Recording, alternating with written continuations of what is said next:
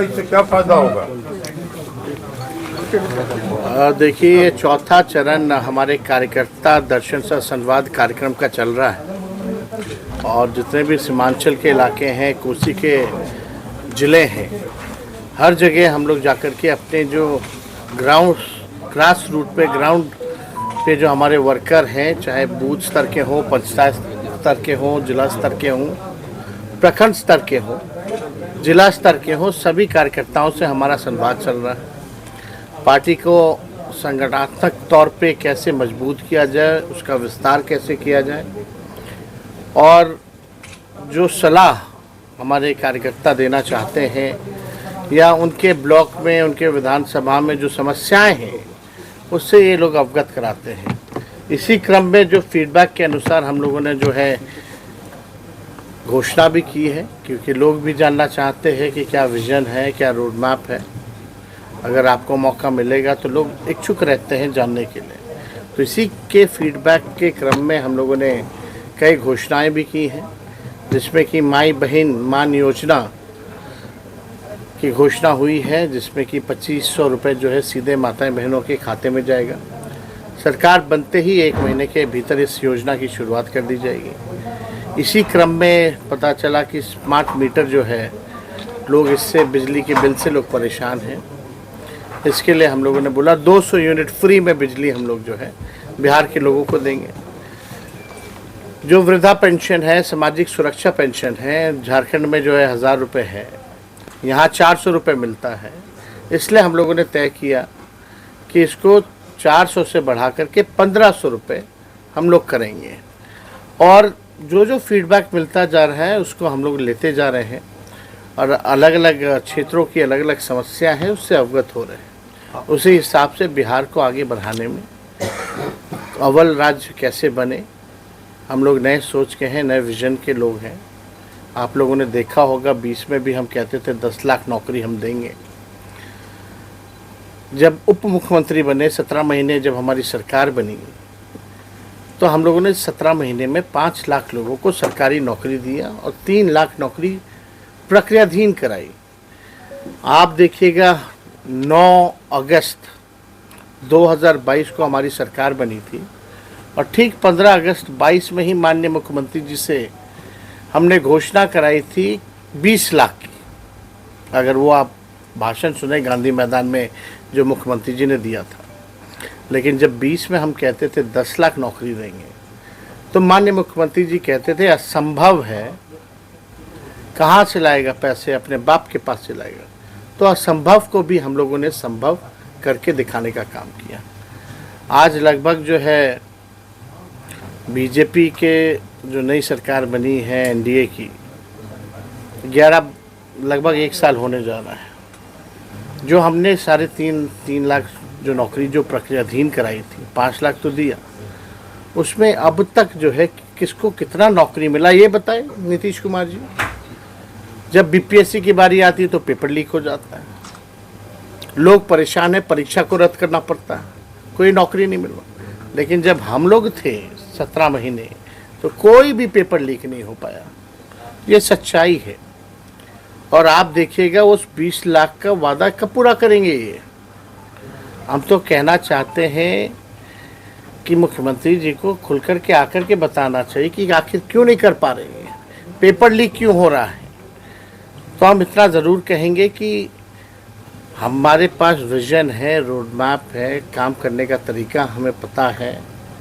अब मुख्यमंत्री जी टायर्ड हो चुके हैं और उनके अधिकारी जो है रिटायर्ड है। रिटायर्ड अधिकारी और टायर्ड मुख्यमंत्री से बिहार अब चलने वाला नहीं है। तेजस्वी आगे आगे रहेगा और मुख्यमंत्री जो है उसी के नकल करते करते पीछे पीछे उसी काम को गिनवाने का काम करेंगे। जो कि खुद कहते थे पहले असंभव है, उसको हम लोगों ने संभव करके दिखाने का काम किया।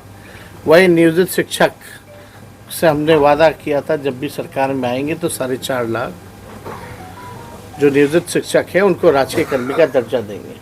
हम लोगों ने वो भी दिया, राजकर्मी का दर्जा दिया। तालमी मरकज़ हो, विकास मित्र टोला सेवक, स्वयं सहायता समूह, आंगनबाड़ी आशा, सबके मानदेय को भी हम लोगों ने बढ़ाया। जाति आधारित गणना भी कराई। हम लोगों ने आरक्षण की सीमा को भी 65% जो है बढ़ाने का काम किया। EWS 10% एज इट इज़ रख के टोटल आरक्षण 75%। तो देखिए, जहाँ तक नौकरी का सवाल है, सबसे बड़ा बिहार में जो है बेरोज़गारी बड़ी है। अगर आप नीति आयोग का रिपोर्ट देखें, महंगाई है, यहाँ पलायन बहुत ज़्यादा है, आप देखिएगा गरीबी बहुत ज़्यादा है। इस पे कोई जो है चर्चा नहीं कर रही है लोग, लेकिन किसी भी कीमत पर जो है ये थके हुए मुख्यमंत्री से जितने रिटायर्ड अधिकारी हैं, ये लोग पीछे पीछे रहेंगे और इनसे हम लोग काम करवा करके रहेंगे। दूसरी बात, आप देखे होंगे कि अमित शाह जी ने कल जो है बाबा साहब अम्बेडकर को लेकर के जो राज्यसभा में, पार्लियामेंट में उन्होंने बोला, इसकी हम घोर निंदा करते हैं। पहले यही भाजपा के लोग, आरएसएस के लोग गांधी जी को गाली देते थे, कर्पूरी जी को गाली देते थे, अब नेहरू जी को गाली दे रहे हैं और अब अंबेडकर जी को गाली देने का काम कर रहे हैं। इन आरएसएस और भाजपा के पास कोई महापुरुष तो है नहीं, आज़ादी में इनका कोई योगदान तो रहा नहीं, केवल नफरत फैलाना, भाई को भाई से लड़ाना, यही काम में लगे रहते हैं लोग। अब चाहते हैं जो महापुरुष हैं उनके नाम को जो है बदनाम किया जाए। तो इसका हम लोग कड़ा विरोध हम लोग जो है पूरी तरीके से करते हैं। बाबा साहब अम्बेडकर हम लोगों के फैशन भी है, पैशन भी है, मोटिवेशन भी है। बाबा साहब अम्बेडकर, तो किसी भी कीमत पर बाबा साहब अम्बेडकर का हम लोग जो है अपमान जो है झेलने वाले नहीं है।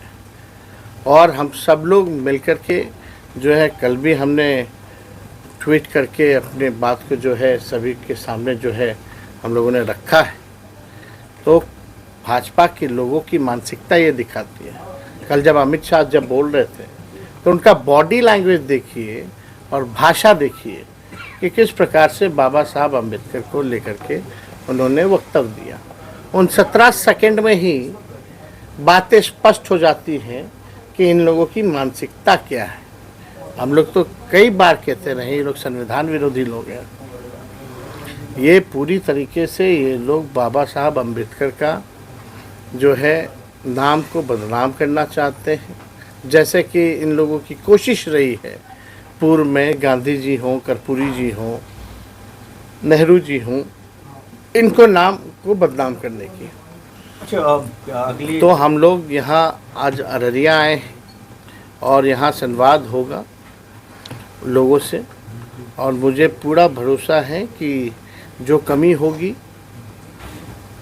संगठन को कैसे आगे बढ़ाना है, जो भी कमी होगी उसकी हम लोग भरपाई करेंगे, कमी को दूर करेंगे और एक मजबूत संगठन के रूप में हम लोग जो है बिहार में जो भी चुनौतियां हैं फिरकापरस्त शक्तियों के आगे, उसको हम लोग करारा जवाब देने में कामयाब ही नहीं होंगे, बल्कि सत्ता से भी बेदखल करेंगे। और कुछ सवाल? जी, सवाल ये था कि आप जो है अभी मजबूत तौर पे बिहार में विपक्ष में है, लेकिन जब आप 5 साल के लिए सत्ता में आएंगे तो आपको आपका इंडस्ट्री को लेकर क्या रोड मैप है? देखिए, इंडस्ट्री को लेकर तो आपको तो पता ही, जब 17 महीने हम लोग उप मुख्यमंत्री रहे, इंडस्ट्री डिपार्टमेंट भी हमारे ही समीर महासेठ मंत्री थे आरजेडी से। 50,000 करोड़ का हम लोगों ने निवेशकों को बुला करके MOU साइन कराया, जो बिहार में पहले ऐसा कभी नहीं था। उसके बाद ठीक चाचा जो हैं वो पलट गए। तो हम लोग तो हर एक जोर पे कोशिश किया।